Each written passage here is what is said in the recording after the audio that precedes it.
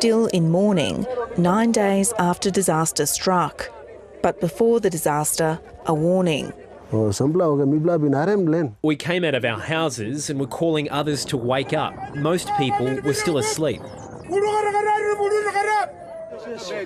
I'm coming with some. Survivors in Mulitaka have told the ABC they remember hearing two large cracks around 1 a.m. and 2 a.m. Only an hour later, the mountain collapsed. For those of us who heard the sound, we were able to escape, but the ones who didn't hear were buried in their sleep. Almost a week and a half on, only a handful of bodies have been recovered, but there are fears hundreds could still be buried. Wende Wamblip Jr. survived, but lost 5 relatives, including his young daughter. 4 bodies were recovered, but my child remains buried.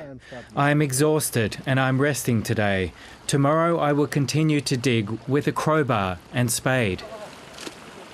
Digging for bodies using sticks and shovels seems like an impossible task amid the masses of rock and rubble, but people are still determined to find their loved ones.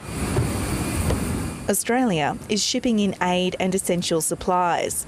Officials are warning that sending in excavators could trigger another landslide. A team of Australian disaster response experts are using drones to map the site to determine how large that risk is. Once the authorities here have that information, they'll be able to make some firm decisions about how they manage the site.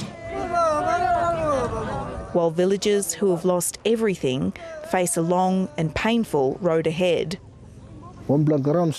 My concern is finding new land where I can resettle my family. When you have land, you can build a home. Right now, that home and so much else lies buried. Marian Farr, ABC News, Mulitaka.